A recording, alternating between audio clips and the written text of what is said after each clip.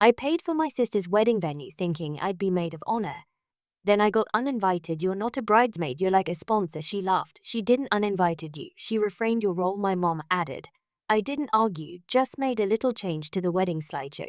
My sister was screaming. As soon as let's rewind, because when someone tells you've been reframed, and not in the fun Instagram filter kind of way your brain needs a moment has several, it started the way all emotional car crashes do with good intentions, and a deeply regrettable group chat. The wedding planning had been in full chaos mode for about 6 months, and idiot that had offered to help. I love my sister. I told myself family sticks together. I told myself, plus I have event planning experience and a mild addiction to spreadsheets. What could possibly go wrong? A lot. Apparently my sister Brill is 3 years younger than me and somehow believes this gives her signora 30, I'm 31, she's 28, and she has the ego of a Roman emperor and the conflict resolution skills of a seagull fighting over a French fry. But still I thought this wedding might bring us closer, or at the very least prove once and for all that I was the reliable one, the one who could show up, keep the budget intact, and not scream at a caterer over the spiritual significance of salmon versus duck. I paid the deposit on the venue because she forgot her wallet at the viewing,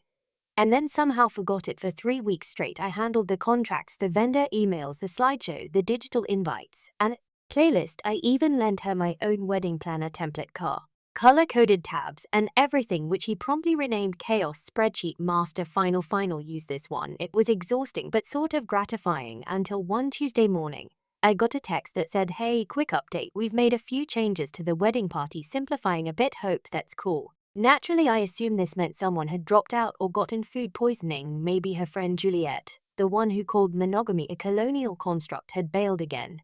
But no, an hour later, I got a call from Bria herself. She was chipper in that way that immediately makes you suspicious, so don't freak out. She said, which of course is code for I've already done something terrible and need you to emotionally parent me through the consequences. I braced myself. Okay, we decided to streamline the bridal party a bit, make it more intimate, less corporate. I read this article about emotional minimalism. Emotional minimalism, right? And by streamline, I asked, you mean we're keeping it just close friends, people who vibe, it's not personal. She said, not personal, like someone explaining the layoff at a cookie factory. I was a redundancy, an emotional spreadsheet selshima. Urged with a shrug, I paused. So I'm not your maid of honor anymore. While you're not important, she chirped, you're just not in the lineup. But don't worry, you're still our biggest supporter, like a sponsor. A sponsor like this was a PBS telethon, and I'd agree to fund it in exchange for a tote bag. Before I could respond, our mom Karen, yes, her real name, piped up in the background. I could hear the clink of a spoon stirring tea and the hum of her default denial setting kicking in. Sweetheart, she didn't uninvited you, mom said. She refrained your role. That's when something in me went very, very still, not angry, not tearful, just still, like the moment before an earthquake when everything holds its breath. I didn't argue. I didn't even say, I just said okay and hung up. Then I turned to my laptop, opened the wedding folder, and stared at the shared drive my access hadn't been revoked. Classic PL, always forget. Adding the boring functional parts, the slideshow file was still there, the one I'd been building for weeks with music cues and transitions timed down to the second. He was supposed to be a surprise, something she'd asked me to handle with creative vision, which translated from Braille speak meant, do everything and let me take the credit. This ceremony and reception was scheduled for Saturday. I wouldn't be attending, that had been made abundantly clear. But the whole thing was being streamed for Grandma Ali, who couldn't travel. My mom had said, you can watch from home if you want, we'll wave to you generous. So I watched from the couch in pants here in urban popcorn in one hand, laptop, and the other like a very petty, very emotionally wounded version of a sports commentator. I logged into the stream about 5 minutes before the ceremony started. The venue looked beautiful. My venue, technically, the one I'd paid for, flowers everywhere, string quartet gold frame signs that said things like 2 souls, 1 story, cute. If you hadn't seen the group chat where Brianna referred to her friend Miles as a golden retriever in human form, loyal, but not exactly intellectually gifted. I sipped my drinking, waited. The ceremony went smoothly. Vows were exchanged, people cry. Right, my dad even quoted the notebook, which felt like a violation of basic human dignity. But whatever they kissed, cameras clicked, everyone applauded. Then the reception started. There was a brief hiccup with the mic reel barked at a staff member off camera. But then the lights dimmed, and the projector came on time for the slideshow. Cue the first few photos, baby Brianna in a tour to Rio and Miles on their first date, real fake laughing at brunch. The guests cued my mom wiped a tear, then to change I'd left the music, kept the timing. But the next photo wasn't baby brioche, it was a screenshot, and not just any screen. Shot her words in her font from her phone, same thing she thought no one would ever see. I leaned forward on screen, her face lit up like a supernova, not from joy, from horror. Real was screaming before the second photo finished feeding, and I just sat there watching. From home with popcorn. This really, what else was I supposed to do? I used to think being the older sibling came with some kind of authority, like you'd get a badge, or at least a laminated certificate that said firstborn eligible for respect. Spoiler alert, you don't. What you get is responsibility, hand-me-down expectations, and a little sister. Weaponizes cuteness like a trained assassin. Real her has always been the favorite. I'm not even saying that with bitterness anymore, just logistically true. She came out blonde and blue-eyed, and call a key in a way that made my parents laugh instead of scream. I came out with opinions apparently that was less charming from the time she could form a sentence. Real had this talent for delivering insults so raw. In sugar, you'd thank her for them. She once told her neighbor, Mrs. Donnelly, that her perfume smelled like dead flowers in a warm closet, then smiled sweetly and said, but in a romantic way. Mrs. Donnelly gave her a $5 bill. I once told the same neighbor her lawn flamingos were terrifying, and I got grounded for being cruel to. Creative expression that kind of summed up our household dynamic when we were kids. I'd do all the chores, then she'd help by rearranging the throw pillows and get praised for artistic. I'd finish my homeworkers and the group science project, and she'd show up with a glittery title card and get an A+ for leadership. But it wasn't just school stuff. Who was everything. I remember one year our mom hosted Thanksgiving, and I spent the entire day peeling, stirring, baking, and basting while brioche floated around in a sweater that said too cute to cook, and posted Instagram stories with captions like family vibes. Then she sat at the table, took a single bite of mashed potatoes, and said, ugh, did someone use skim milk? She did not get smacked. In fact, our dad chuckled and said, that's my girl, always honest. Meanwhile, I was still in the kitchen scrubbing yam residue off a casserole dish like a forgotten Cinderella knockoff. Wasn't that they hated me, they just saw me as infrastructure, the support beam, reliable, unremarkable, useful. Brianna, on the other hand, was performance art, a living, breathing spectacle of chaos, wrapped in sparkles and manipulation. She didn't walk into rooms. She debuted. She didn't lose arguments. She redirected them into soliloquy about how everyone was misinterpreting her energy. The first time I caught her talking behind someone's back, we were 13 and 10, she was whispering to a classmate that a cousin Allie wore brass with training wheels, and that she smelled like tomato soup. I told mom because I was still under the impression that tackling on cruelty would result in a moral correction. Instead, my mom sighed and said, don't be such a narc, you're older, let her figure things out. When Brioche posted a TikTok roasting her own best friend's laugh, using a sound clip she recorded without her knowing, I told her it was mean. She said, you just don't get how Jens he uses irony. When she ruined my suede boots in college by taking them to a party without asking and spilling jungle juice on them, she shrugged and said they were to beige anyway. I did you a favor, no one made her replace them. When I told her dad she owed me the money, he said, she doesn't tell you, it's not a debt, it's just shoes. But it wasn't about the shoes, it never was. It was the way she could do anything like cheat, humiliate people, and still get a pat on the head. I could cough in the wrong tone, and suddenly I was starting drama. There was a Christmas where I got socks and a self-help book called Tidy Mind, Tidy Life. Brianna got a personalized luggage sat in a surprise true Costa Rica. When I blinked too long, my mom said, don't make that face. You said you wanted practical gifts. I did. But you know what I didn't say? That I wanted a lecture wrapped in tissue paper. They never saw it, or maybe they saw it and just didn't care. Either way, it wasn't until I moved out and started paying for my own therapy that I realized I wasn't crazy. I was just being gaslit by people who smile while doing it.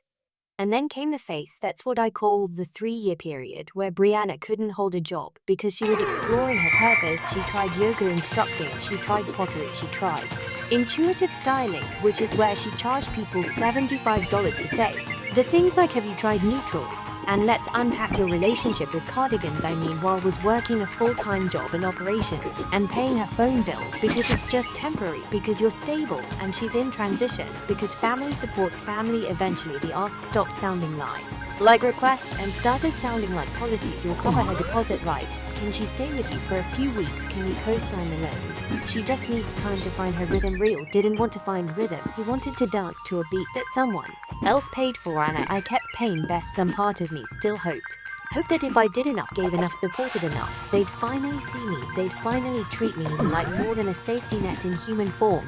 That's why I agreed to help with the wedding. That's why I didn't flinch when she asked me to front the venue costs until her cashback bonus hit. That's why I put my name on every invoice and stayed up until 2 a.m. tweaking the slideshow transitions because she wanted the kiss photo to line up perfectly with the chorus drop. Was stupid. I know that now. But back then it still felt possible, like maybe if I just got this right, if I could plan the perfect wedding for her, make it magical, pin trustworthy, viral, even she turned to me and say I can't. Didn't have done this without you. Instead, she turned to me and said, you're not a bridesmaid, you're like a sponsor. And just like that, the last delusion snapped. Wasn't rage. I felt it wasn't even grief, it was exhaustion, the kind that sinks into your bones and settles there like cold, because it wasn't just about the wedding. It was about every birthday I'd spent alone, while she hosted intimate dinners with friends. Every vacation she posted about that I didn't know she took. Every time she used my name is a credit reference without asking. Every time she mocked me to people I introduced her to, and I still defended her. It was about how she could walk through life with glitter and entitlement, and I was always stuck cleaning up the confetti. So no, I didn't scream when she uninvited me. I didn't throw a fit or guilt trip her or write a Facebook status of tweeting her entire personality. I just opened my laptop, looked at the wedding slideshow, and made a few edits. Not loud ones, not messy ones. It's just factual ones, because if they were going to reframe my role, I figured I might as well to the lighting. The first slide was harmless, sweet, even a slow fade from white into a photo of Brianna and Miles on a hike back when their relationship was still in its filtered Instagram caption glow era. The music, her favorite acoustic cover of Electric Love, started playing just as planned. People cued grandma. Ellie clapped. Someone near the back said, "Ah," like they just witnessed a puppy yawn. Slide to baby Brianna in a pink tutu chewing on a stuffed duck. Slide 3 prom night for graduation. 5 real posing next to Miles in matching denim jackets with the caption "My Forever Adventure." All exactly what she expected. Slide 6 a group selfie of all with her bridesmaids at the bachelorette party in Palm Springs. Slide 7 the same photo zoomed in, and with the text bubble. That's when they stopped. The bubble was a screenshot of a message Brianna had sent in a private group chat. One she currently forgot was synced to her cloud drive. Mallory looks like she stole her dress from a clearance bin at Hobby Lobby. Mallory, maid of honor stage, left visibly recoiled. I watched from my couch. I hadn't even gotten to the popcorn yet. Slide 8 another photo from the same weekend. Another quote: "London needs to stop trying so hard to be funny. It's a wedding, not open mic night." Someone near Lorna choked on a sip of champagne. There was a pause, laughter, confusion. No one was quite sure how to react. Then came slide 9. This time, it wasn't a photo. It was a screen recording, a slow scroll through text spree I had sent to her best friend Kaylin. "Honestly, I'm just keeping the lineup cute for the photos. These girls are not. I can't wait to cut ties after the honeymoon. So much dead weight, dead weight." I heard someone gasp on the stream, like actual gasp, audible, sharp, cinematic. The room on screen went quiet. The slideshow kept going. Slide 10 a video for Yellow on the phone, lying in bed, clearly unaware she was being recorded. Miles is sweet, yeah, but like I could have done better. I settled whatever. I just want a ring and some Instagram content before I hit 30. There was no music under that one, just silence and the sound of 100 people blinking in unison. Miles, oh sweet awkward golden retriever Miles, was sitting at the head table blinking like he'd just been slapped by a polite ghost. Real stood. I could see her lips move, yelling something at the team. The slideshow didn't stop. Slide 11 a carousel of screenshots from Instagram. Dems can't believe we're actually inviting Aunt Linda. She smells like expired butter. I'm only inviting my cousin Clea because she's hot. And I want the guest list to look aspiration. No, if my sister thinks she's getting a toast, she's delusional. She'll probably cry and make it about her boring little job. That last one got an audible hate from someone. Off camera, Real marched toward the screen, and then the video started. Full volume, crystal clear audio. It was a mashup, clips of her from voicemails, TikToks, candid recordings, her calling the wedding planner a discount pin to her dress, which her mocking the efficiency lisp her refer into the forester's trauma in a peasant blouse. Then came the audio from her voice memos she sent to her friend Ivy. It's not like I'm paying for this thing, my sister. He's footing the bill. He's got like zero boundaries. Honestly, if I fake cry, she'll probably buy. The honeymoon to that was the moment when I turned toward her. Priel froze mid-step, blinking under the fairy lights like a deer on opening night. You could see the calculation happening behind her lashes. Deny, downplay, distract. She chose door number for deflect. This is a prank, she announced. It's obviously fake, so. One edited this from the couch. I sip my wine, short brioche, keep fix the real pandemic. Someone Miles, and I think stood up and said, actually I've seen that text. She sent it to me by accident once. Real 10 crimson. You're all being manipulated. She's jealous. I wasn't named, but the finger was pointed. Miles stood up. Was that true? He asked. His voice was soft but shaking. You said all that. Friel's eyes darted like she was looking for an exit hatch that didn't exist. You're really going to take a video's word over me? Miles looked down at his plate, the DJ unsure what to do, quietly turned off the music. You said you settled, he muttered. Before 30. It was a joke, she hissed. You also said, I'm a placeholder with decent credit. Yikes, the guests began murmuring. Then came the rustling of fabric, the polite kinks of people gathering there. Things someone at the back said. I'm not staying for cake. Another. Did she just call me dead? Wait. Mana stormed past the camera with her heels in her hand. Maui walked out crying. Claire, the hot cousin, looked half amused, half disgusted. Then came the cherry on top. A final side, a spreadsheet. My spreadsheet. Every invoice, every payment labeled highlighted. Venue paid by Evelyn $6,250. Florals paid by Evelyn $1,740. DJ paid by Evelyn $1,200. Slideshow services is free. You're welcome. I've even included the breakdown of what she still owed me for the makeup artist deposit, her emergency dental cleaning, and the custom neon sign that said the Morgans Who 2024, which I now assume she'd want returned by the time the screen fades to black. Only the catering team and my parents were still in their seats. My mom was frozen. My dad was furiously texting someone. Embryo Real was standing in the center of the dance for holding one heel in her hand, mascara streaking down her cheeks, screaming at a wedding planner who'd already started packing up the projector. I watched the whole thing from my couch. I didn't cheer. I didn't gloat. I just ate my popcorn, because sometimes the truth doesn't need a microphone, just needs a moment and maybe a little good lighting. You think the chaos would have ended with the wedding? He didn't. What I did wasn't some one-night explosion.